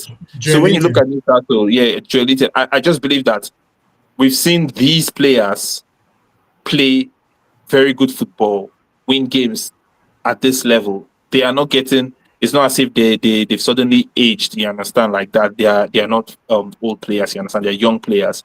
So I believe they're going to get it together, go on a run. Now they are living their Champions League aspiration, the hopes. You understand, they will have a bit too much to do by the time they. But when you talk about Europe, you have to remember that the top five are going to go to the Champions League most likely, because when you look at what English teams are doing in Europe, it's very likely that the top five will make it this season again. Then you now talk about the Europe and the Conference League. So you may be looking at up to maybe the eight spots. I genuinely believe that Newcastle have enough in that team, you understand, to make a push. Remember when we talked about Bournemouth and we talked about Semenyo, and I talked about their reliance on Semenyo. When you look at the Newcastle team, look, Harvey Barnes is a very good player. Voltomade is a very good player. What they call them? Gordon is also a very good player. You know, they have good players, and we have to remember that even one of their signings in what's his name, Johan Wissa, hasn't even kicked the ball yet for them. When he comes back, you know, it's even more firepower to the attack. So I just believe that with Newcastle, their defense is going to be okay. Nick Pope, Trippier, Botman, Thiaw, and Burns and Hall. They're going to be okay defensively. You know, when you started out your back five, you started out the three in front of them, you know, or then your attack, you know, you have quality in the attack that should be able to win you games here and there. And I believe that once they go on a run, you know, be higher up the table. Though I like position because at least, you know, their fans, when they're trying to banter Liverpool about Isak and things like that, I can tell them, look away on the table. You're missing Isak, despite Voldemade playing very well. So I like their position right now. I'm very happy about that. Okay, awesome. I get that. So now, Chooks, they lost in Buemo, they lost Visa, but it seems Igor Thiago has stepped up to be the new Ivan Toney. In 11 games played so far, he has scored 7 goals. You know, he came on as a substitution for Tony, was for that long-term knee injury that kept him out for quite a while. Do you think now that he has come into his own in Brentford, and is he someone that we should be looking out for to contend for, you know, the high goal scoring places in the league this season? I mean, if I start from where you've ended, I don't think anybody else will contend for that spot this season. It's all Ellen brought talents. All right. Yeah, but I get your point on the question. I mean, yeah, he's coming off on his own as a player to watch. I didn't really know much of him last season because he was pretty much out. But I mean, in the games he's played, you can tell that that's a Premier League striker, right? He's physical. He's a menace. He's there, you know, occupying defenders, and Yeah, that's really what you want from a striker, right? And then he has that Brazilian ruggedity, right? So yeah, again, like Diego Costa. yeah, so he just has he has everything it takes to be a Premier League proven striker, and yeah, we don't know if this is his level. We need to see more of him, and then before we can tell if he can do this in a bigger club. But yeah, he's come to us by surprise, and I think I like what I'm seeing in the guy. Awesome. So the last Premier League fixture of the game week, Nottingham Forest Leeds. Doye, another game that Leeds has lost. You know, Mr. Eguatu made a clear comment that they might be the third team that might be relegated, and their away form has been shambolic. Do you think that they can potentially be relegated this season? Well, the Leeds United, if they've considering where they've come from, you understand, which is the lower division, they've done all right so far. You know, that's all I can say. You know, they've done all right so far. Forest, we're almost, you know, new manager bounce you get with Sean Dyche and everything. Again, like I said, the relegation zone is this season is going to be filled with teams that have quality. You know, like because Nottingham Forest definitely have quality. You know, it's just that the way they were going, you know, when people were very certain that, or more certain that Leeds were going to stay up, was, you know, a lot of people had cast, you know, Forest, that the way Forest were moving, they're probably going to also get relegated. But with this big result, you know, it actually props Forest up, whereby one more win and they could find themselves out of the relegation zone. They have quality. Leeds United, have some. I like the way Leeds United play and the way they approach games and things like that. But it's going to be really, really tough because when you look at the team, you know that we can sit and talk about potential being relegated. If you remember when the season started, we talked about Brentford being one of them. Yeah. But Brentford are showing that that's their set piece, their long throwing. I think they're the team that has scored the most goals, more than double the next team from throw-ins from last year. The odd goal here and there, it can do it can do wonders for you. You get they used it again today to score. They did the same thing against Liverpool, used it to score. So you've seen Brentford actually pull themselves out of this current struggle. So when you look at the teams that are currently in and around the relegation zone, we don't really expect Everton, Newcastle to be there. So now it's more or less like a Fulham who still have, I think, more quality than Leeds United, and they have more know-how than it. So it's going to be an uphill task. These were the kind of games that they couldn't afford to lose because it's the relegation 6 points that they just lost. So with Leeds United, it's going to be tough. It's going to be tough. If somebody else other than Sunderland can do it, I believe that Leeds United are. And they probably may be able to do it. But part of that also doesn't really stay with them because, again, when we discuss the teams that are likely to go down, we look at it from two different angles. We look at it from the angle of you that you're down. What can you do for yourself? How can you help yourself? Then we also look at it from the teams around you. Can they do enough to help themselves? So it's that two-pronged look that we usually give the relegation battle. So when we talked about Wolves and everybody has okay, Wolves are going to go down. We talked about West Ham looking shambolic alongside Nottingham Forest. So it was not just a case of Leeds. We think Leeds are going to stay up because they are such a fantastic side. They're decent, but the competition is in disarray now. One goes and gets Shondaish, it's a problem because we know that Shondaish knows how to pick up results here and there. The other one goes and gets Nuno, who has experience in relegation battles and everything. And then those two teams now starting to look, at least slightly better, like they're turning the corner, and they have more quality than Leeds United. So it puts Leeds United in the pickle. I believe that it's going to be a very tough one come May, but Leeds United, they are more likely right now. I would say they are more likely to go down than stay up, simply because of the quality of the teams that they are going to be contending with. Awesome. And Ikechukwu made a very good comment. He said, "Why is no one giving the Brentford coach the credit he deserves?" Remember when Ibuka was predicting that they were going to relegate, but that's one of the most difficult things to play around. So now, Chooks, Ibuka made a comment here. He said that Leeds, Forest, Burnley, and Fulham will fight for the final two positions to be relegated.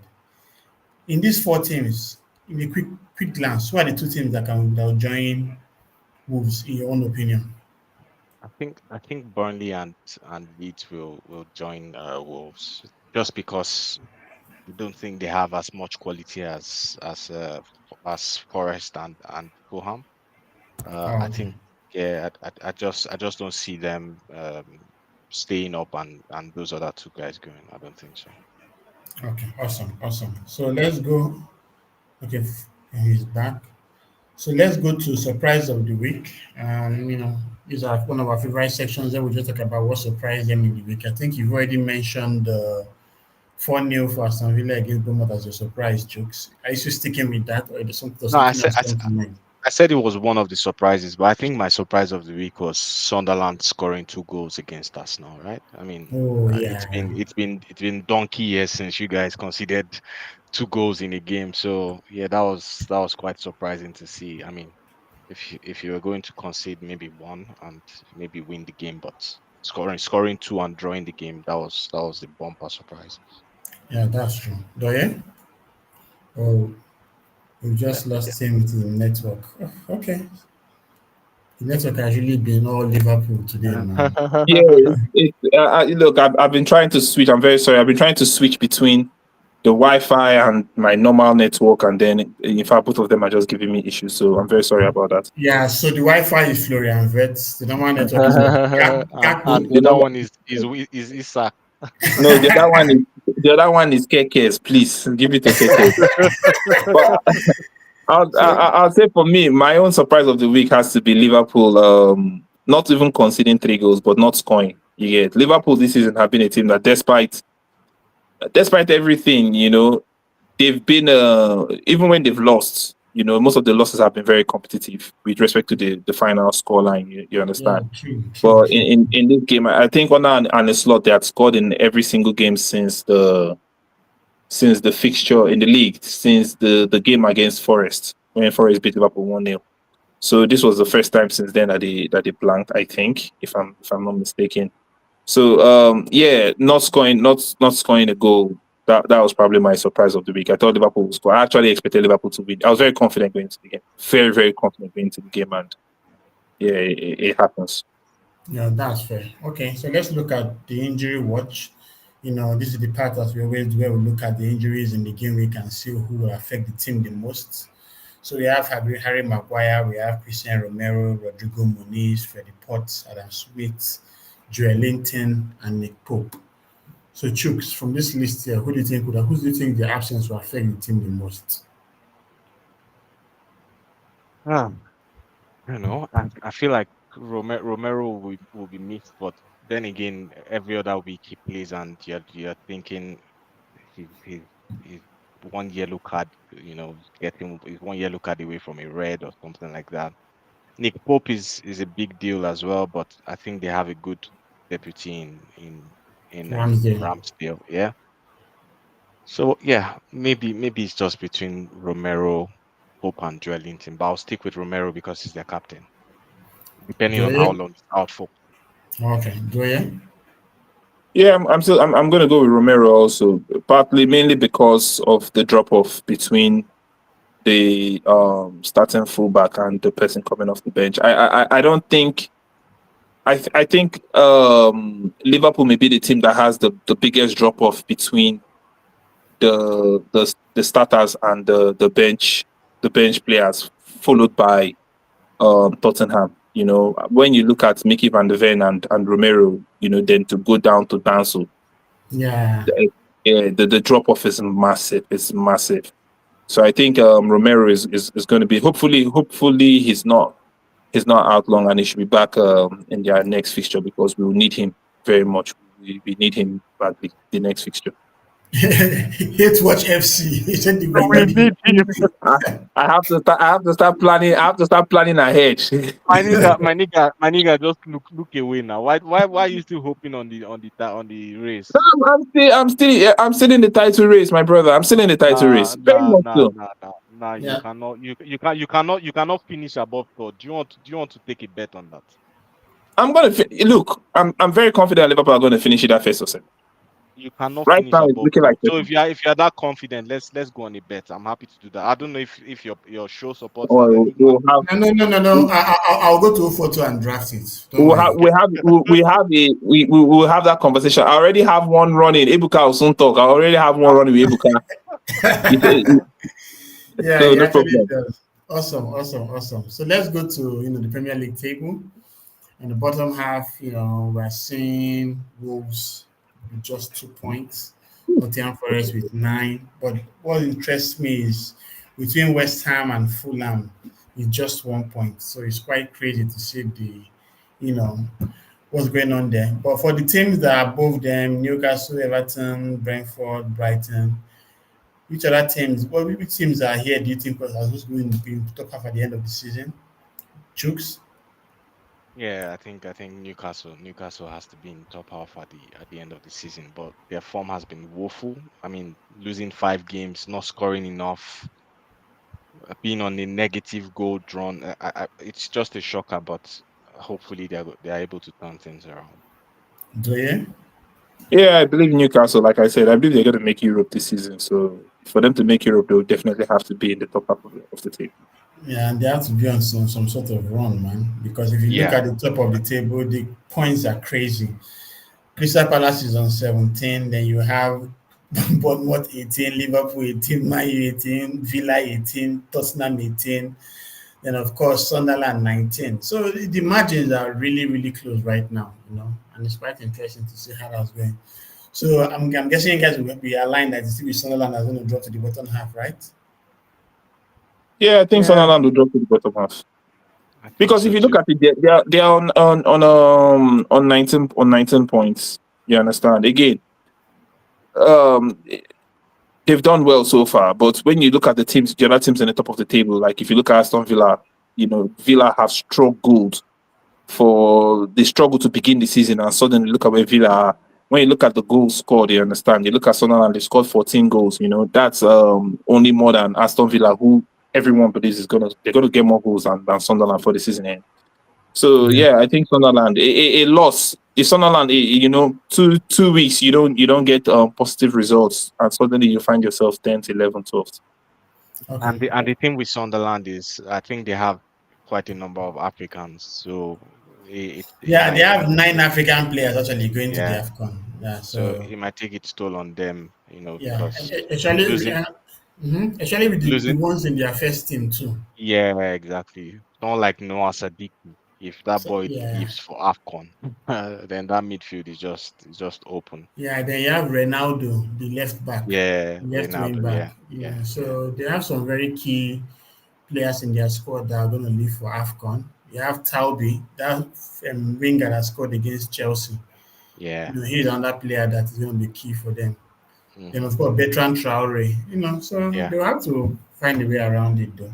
Even Adingra. Adingra, yes. Although Adingra, I'm kind of surprised to see how he That has not been able he's to. not starting, Yeah, right? he's in the fringes in Sunderland. That's kind of shocking to me. Okay, so I couldn't get the previous predictions in the table on time, so I'll combine this with the one for today against next week. So let's just get your predictions ahead of next game week and see what we're going to do about that. So I'll start with you, Chooks. Burnley, Chelsea. I don't know. I don't know. The game scares me. I see a draw in the game. Funny enough. So maybe a 2-2 draw.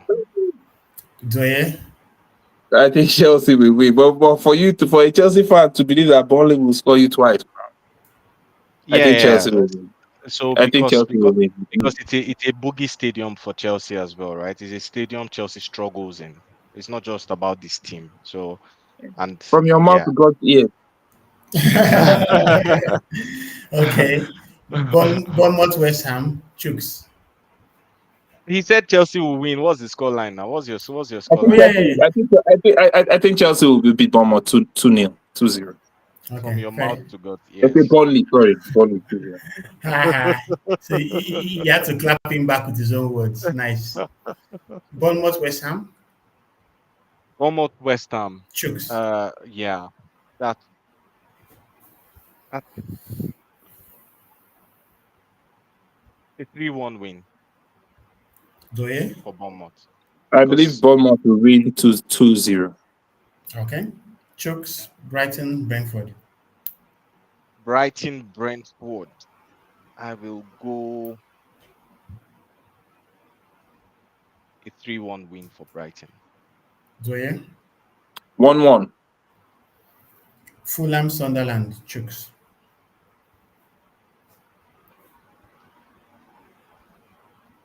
Ah. 1-1. Doye. What game is that again? Fulham, Sunderland. Fulham, Sunderland. I fancy Fulham to win Sunderland 2-1. Liverpool, Nottingham Forest, Chooks. Liverpool, Nottingham Forest. Mm-hmm. Liverpool, Nottingham Forest. This one are you actually thinking? Wow. Yeah, Is it, I'm thinking. I don't know. I mean, it's after international break. I don't know. I don't know if Liverpool will be back.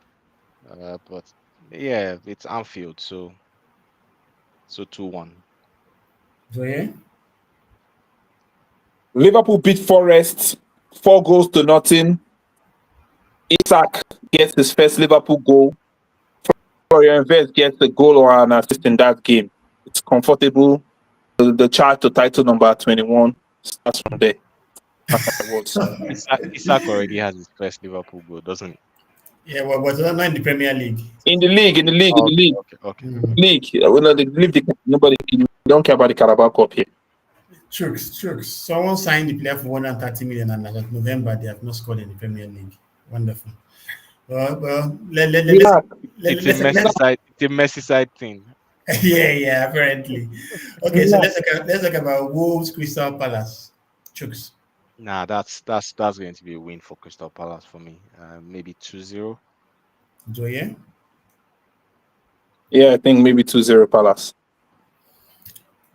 Newcastle Manchester City. Chooks. Looked like a 1-1 game. Joye. I think Newcastle will beat City. I think Newcastle will beat City. Awesome. Leeds Aston Villa. Chooks. Villa winning 3-1. Joye. Leeds Villa outside with Leeds 2-1. Arsenal Tottenham. Chooks. Arsenal winning 2-0. Joye. Yeah, 2-0 Arsenal. What is it with Everton and Monday night games? Man United, Everton, Chooks. Yeah, United at home. I think United wins that. Maybe 2-1. Joye. 1-1. Awesome. Okay, so let's round this up. Your final thoughts on the game, Chooks, on the game week itself. I don't know. Who is the press? What? What did he say? What did you say? Okay, maybe we've lost him again. So, want to round up with your thoughts? Yeah, I mean, for me, it was a game week where I expected us to come up with 3 points, and we've done that. Looking at the table, we've done well. Getting back into the top 4. So hopefully, at the end of game week 12, we should remain there. And then we'll begin to see how things unfold for the rest of the teams. Awesome. Doye? Well, it's all doom and Oh man. gloom. You get into this game week with the most difficult game. Yeah, we lost him yet again. So this was really a Florian Wirtz game week for Doye. But I think we need to allow him back to the stream just to share his final. Okay, yeah. So, anyways, I went into this game week 7 points behind the league leaders. They had against the team that just came up from the relegation, and a away game against Sunderland. I had an away game to Man City, and I'm leaving the game week 8 points behind the league leaders. It can be done. It will be done. Again, I'm not very right now. For me, it's not. God damn. This was one of those nights, yeah. But I think okay, he's back again. Let's see if he can finally. The network doesn't want me to shine. Anyways, I genuinely believe that we're going to go on a run after the international break. It was a very poor result. But one thing I see is that my coach, despite some of the mistakes he makes, when I listen to his press conferences at times, some of the issues that I see in the team, he usually highlights same issues. So basically, he's not blind; he sees some of all these things. Okay. The team will be fine. You understand? So again, 3-0. Yeah, it's fun for banter and everything, but the bigger picture, yeah, I'm not as worried. I gave you guys like the head stats, so that the comeback will be televised. Ramontada, yes, boss. All right, man. Thank you so much for being in today's podcast. Chooks, Rory, Tino, Apachino, of course, Ikechukwu, Bukan, the other guys are on the chat. Thanks again. We're going to see you guys after the international break for this. But all about us now, there'll be more content to roll out in the course of the week. Obviously, our boys are going to do international football. we can only hope and pray that we don't have any more injuries, because the amount of injuries we've had this season have been catastrophic. And when you think of the fact that Arsenal has had this much injuries and are still on top of the table, it just shows how good the guys have been, man. So Chooks, Doye, what are your plans for the international break? Watching Nigeria go to the World Cup?